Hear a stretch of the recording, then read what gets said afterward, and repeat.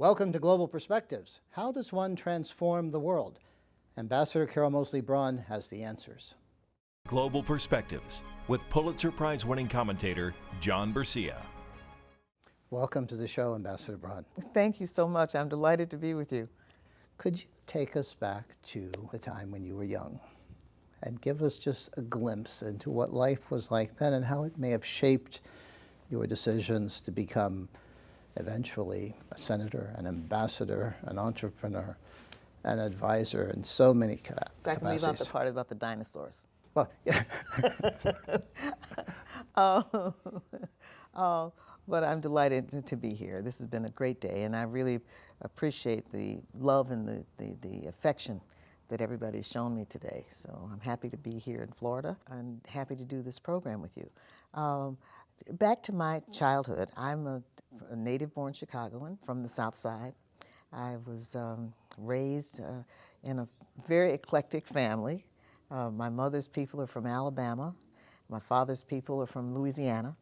And so I grew up, I went to the public schools primarily, and then I got my law degree, my undergraduate degree from the University of Illinois. And my law degree was from the University of Chicago. And after that, I was going to, I became a federal prosecutor. I was assistant United States attorney. And then I was going to be a homemaker. I started a family, and my husband at the time did not want me to work outside of the home. And so, and I had a little baby, so I was home, and that's when I was challenged to stand for the state legislature. And when I say challenged, a guy came up and said, "Don't run, you can't possibly win. The blacks won't vote for you because you're not part of the Chicago machine. The whites won't vote for you because you're black, and nobody's going to vote for you because you're a woman." So it was like, where do I sign up for this job? Literally, that was the challenge. So I went to the local library and looked up what a state representative did, looked up the job description, if you will, and decided that I was going to give it a shot. And I did. I got elected to the Illinois legislature. I spent a decade there.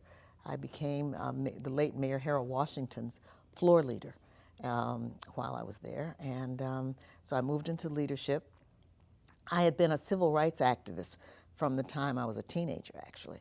I had marched with Dr. King in Chicago when he came to Chicago with his message of desegregation and nonviolent protest.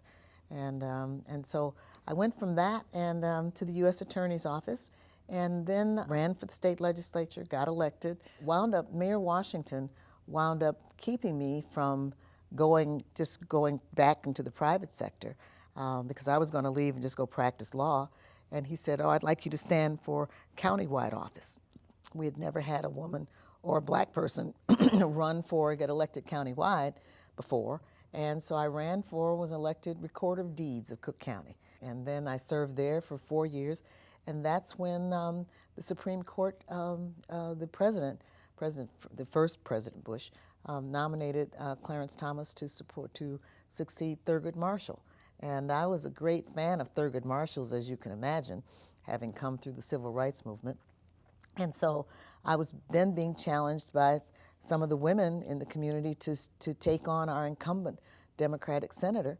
And I did that, and lo and behold, I won. So I got elected to the United States Senate, and that's how that happened. And that's such an amazing story. And once you had secured that position, you were probably thinking to yourself, and now the challenge really begins. Exactly. So what was it like when you first encountered that body, and how did they receive you? And well, you know, the Senate itself it was a great honor to have been elected. And the thing that I reflect on, and I have to reflect on as I think of those years, is that I received votes from the entire state throughout Illinois, which to me was a real blessing and a real positive thing, because our state tends to be, have two Democratic centers, and then the rest of the state tends to be Republican. But my vote was really bipartisan. So I got it from throughout Illinois, and I was grateful for that. So having said that, being in the Senate was a life-changing experience. It was wonderful. I became, in the course of that, I started off on the Judiciary Committee and the Banking Committee, and then I was the first woman ever to be on the Finance Committee. And so it was, on the one hand, a real blessing. But as you know, every blessing comes with a curse, right? So the curse was, I guess, that I was getting, literally, I was getting hounded in the media. I mean, I would know it was just that, or somebody suggested to me the other day it was just political enemies coming after me, because they made it really difficult on a personal level for me. And I was too thin-skinned to understand it was just politics. It wasn't personal. So I was taking it personally. I was taking all the brickbats personally. My feelings stayed perpetually hurt. So, and I came through it. I was really proud of the fact that I focused in on doing my job. I focused in on what did the people elect me to do. And I made it a point to keep my promises, to do what I said I was going to do, and to have a really complete legislative record. And so that's the thing I'm the most proud of from that, because I only served one term in the Senate, which is 6 years. A lot of people don't know the Senate is a 6-year term. But I didn't win re-election. And then when I lost, and I'd say narrowly, but close but no cigar, right? When I lost re-election, the president, who was still Bill Clinton at that time, nominated me to be the ambassador to New Zealand and Samoa. So I went off on another adventure. As my brother put it, if I gone any further away, I'd be closer to home. I went to the other part of the side of the world to be an ambassador, and the absolutely magnificent country. Both New Zealand and Samoa were wonderful in their own way. They're very different, obviously. But, and so I had another set of adventures there. And then when I left New Zealand to come home after the election, the Bush-Gore election, I had to come home because the ambassadors rotate when there's a new president in place. So I had to come home, and I was going to go and restore the family farm in Alabama as an organic farm, because I'd gotten very interested in agriculture through both the state legislative experience, because Illinois is such a largely agricultural state. I'd been very involved with agriculture in Illinois. And then when I got the Senate, half of what the Finance Committee does is trade, which is a lot of agriculture. And so I did ag there. And then New Zealand, people say more sheep than people. I called it paradise, but it's, a lot of ag there. And so I gotten really interested in agriculture, and there was the land is still there, family land in Alabama that I was going to restore as an organic farm. I kind of got started on that when 9/11 happened.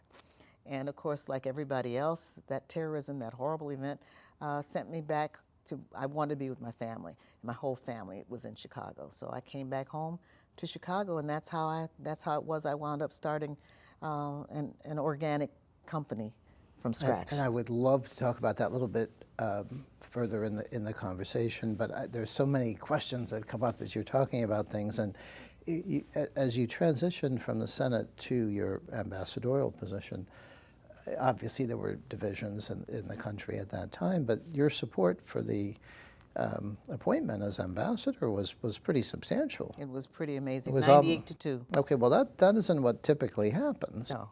What was it like when you first arrived in New Zealand? I think people have this image, as you just described, of a paradise-type environment, but this is a country, like so many, that has issues that are visible and issues that aren't. And it has an indigenous population, which we don't often think about when we discuss U.S. relations with other countries. But tell us about your interaction with those groups. New Zealand was paradise for me. And to begin with, there weren't many issues at the time. There still aren't.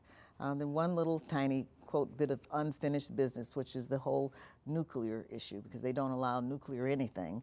And we have a fleet of nuclear-powered ships that they wouldn't allow in. With that exception, however, everything else was smooth sailing. In fact, when I got there, I thought I'd died and gone to heaven, because not only was the prime minister a woman, but the second woman prime minister when I got there. The head of the Supreme Court was a female. The head of the biggest corporation in the country was a woman. I mean, so there were all these women in leadership positions. It was like, have I died and gone to heaven? What's going on here? So that part. And then in terms of the indigenous population, I was made an honorary member of the Te Atiawa Maori tribe. And that was in large part, I think, in response to the fact that I was the first ambassador to hire indigenous people for our embassy. I mean, we've had an embassy in New Zealand since the 1850s. and we had never had a Maori working there, which I couldn't understand. It's like, wait, it doesn't make any sense to me. So I reached out to the Maori community and found some folks who were interested in doing security, and they came on as security for the embassy, which I think has worked out brilliantly. And then add to that, the thing about Kiwis that I found so attractive is that they're very down-to-earth, natural people. They don't like pretense. They don't look. They're not into a whole lot of showy. They're very like down-to-earth, low-key, and so without knowing it, I was able to ingratiate myself to the community there, because I would do things like I'd serve people, water and coffee with myself. I mean, instead of waiting for a servant to do it, I just did it myself. And to me, that was just the most natural thing to do. But it made enough note that they actually took note of it. And so, like the American ambassador is serving coffee herself. So it's like, why wouldn't I? So tell us a little bit more about your interactions with the indigenous population in The New Maori. Zealand, the Maori. And like I said, I'm honorary Te Atiawa. What exactly does that mean? That's the name. That's the name of a tribe. Does that come with rights and responsibilities, or just an honor? That's an honorary thing.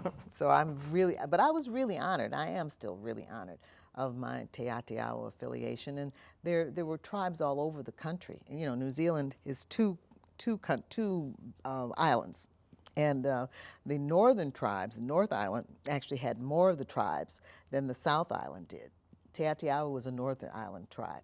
And the South Island, however, had its tribes as well. But the South, everything in New Zealand is kind of backwards, or opposite of the way we think, because the South is the coldest part of the country. It's more like Europe, in fact, very much like Scotland. And the North is semi-tropical. And so that was one of the reasons why you had the distribution of the tribes that you did, with more in the North than in the South. It was wonderful working with them, and again, they were very warm and welcoming, and it worked out very well, because I got a chance to see New Zealand through a different set of eyes. I got to go around the country and get to know the different tribes and get to know the representatives of them. They have a proportional representation system that guarantees Maori representation, which actually is something I gather the Canadians are working on as we speak. The whole issue of how do you make sure the indigenous populations get heard. And they're looking at the way New Zealand did it. New Zealand worked out an accommodation with the Maori from the very beginning, because the country was started as a business enterprise. There were 4 ships came from England with business people who were determined to use the opportunity for commerce. And so they signed something called the Treaty of Waitangi, which gave the Maori the, quote, protection of Queen Victoria in exchange for the right to do fishing and to use natural resources. Well, over time, the treaty was ignored more often. It was in the breach more often than not, but it became the basis for the establishment of a reparations commission. So the Waitangi Tribunal today works out claims of sovereignty and claims of fishing rights and claims of rights to natural resources in a way that, to me, is a model for the world, because it really does, it gives the indigenous people something to, the first people they call themselves, the first people it gives them an input into what kind of decisions are being made around their aboriginal lands, if you will, indigenous lands. But it's in a legal system. It's almost a British kind of legal environment that it takes place. And so it's working very well for New Zealand, and I think it holds great promise in other parts of the world.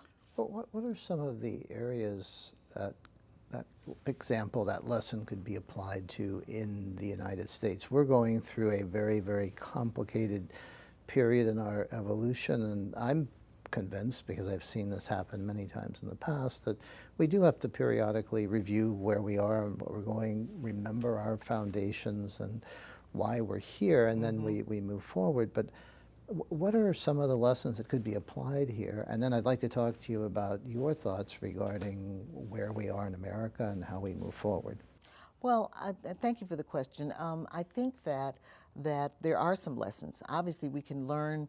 That is the value of diversity at the end of the day, isn't it? That you learn from other experiences and other cultures and other sets of eyes and other perspectives on problem solving. And so the lesson that I would suggest is that we still have issues in this country, not only about the first people, that's the Native Americans and the indigenous Americans, and all the broken treaties over the years and their claims for natural resources and the like.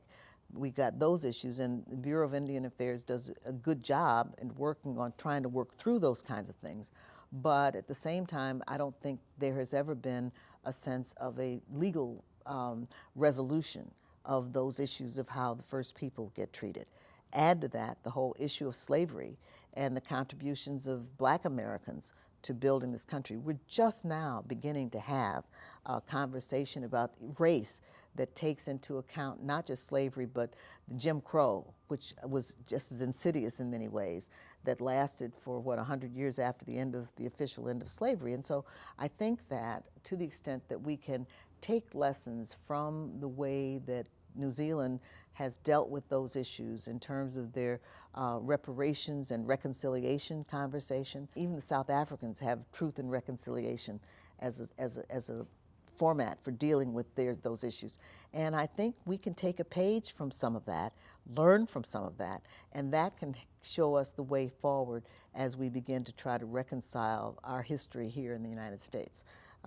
Because the United States, we're clearly going to have to come to grips with the legacy of slavery and with the legacy of Jim Crow. We have, unfortunately, the current situation of, people getting shot on a regular basis. And I understand, I come from a law enforcement family, so I really do see both sides of what's going on with those issues. But at the same time, we have to resolve the racism, and we have to move beyond it here in the United States.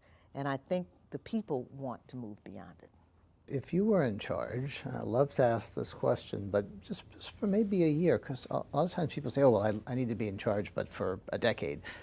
Maybe you don't have a decade. Maybe you just have a year in which you are asked to make some specific changes, 2, 3 areas where you could make a difference in a year if you were in charge and could move mountains. Well, I think I would start with, let me say, first off, I don't know if that's a blessing. That's a good thing to be in charge, because there's a lot of stuff going on. But having said that, I think that the most important thing is to give people a sense that this really is, that this country really does hold up the beacon of light for the world, for citizen governance, that government by the people, for the people, and of the people shall not perish from the earth. It starts with us. And if we can give people the hope that they can make a difference and they can impact the direction that this country is going to take, both with regard to government as well as economics and business, as well as the society as a whole, I think to start with giving people some hope that they can matter, that they matter, and they can make a difference is a place to start, because it all kind of starts with individuals and whether or not they feel that they are empowered, that they are respected, and that their perspectives are valued. How important is education in that effort? Well, obviously, education, a democracy depends on it. Education is vitally important in everything that we do, and you can't have a functioning democracy without having people educated. And you have to start, frankly, at the elementary and preschool level. Early childhood education is that important because that's when children's brains are developing, and if we can catch them then and begin to work on giving them this life skills that they'll need to go forward, I think it'll certainly, if not solve a lot of problems, it will eliminate a lot of suffering. I encounter a lot of pessimism as I talk to people and travel across the country discussing these issues and others. Some of them seem to be permanently pessimistic. Right. You sound more optimistic, because I'm sure that has helped drive you in your career in every regard. I mean, you look for opportunities, whether they're in law or in government or in foreign affairs or something else, and you seek ways for people to communicate and reach common ground and so forth. Is that an impossible task for a country of this size Or are you optimistic that maybe not tomorrow, maybe not within a year, but in a reasonable period of time, we will get there? I believe we will get there. And I say that because, again, I mean, I'm a black woman. And if I'm not optimistic, then I don't know who should be. The fact of the matter is that this country, I would not have been able to have the journey that you described at the beginning were it not for optimism. The fact, and I did none of it by myself. It wasn't just me. I was able to get an education because the community decided that public education was a value for the country. I was able to go and get a law degree because the environment was such that they were looking for, you know, ambitious young black women to go to law school. I mean, I went to one of the best law schools in the country as a result of the environment that was there. And right on down the line. And so my entire life journey, my path has been marked by opportunities given to me by others and by the community. And so what I say to people today is, you know, there might be some young person out there that you can help, that you can be an example to, or you can give a hand to, and go ahead and do that. Feel secure that in helping that person, you know, you're making a difference not only in their life, but in the life of the community as a whole. It's back to the golden rule. If we just do the best we can do in our time to honor our parents, honor the contributions, the blessings that we've been given, we can leave this country with having made a positive mark in our time on this planet. Ambassador Brunn, I've enjoyed chatting with you today. We wanted to get back to your interest in organic foods, but we'll save that for the next show time that we do. But thank you so much for joining us today. Okay, my pleasure. And thank you. For Global Perspectives, I'm John Bercia. We'll see you next time.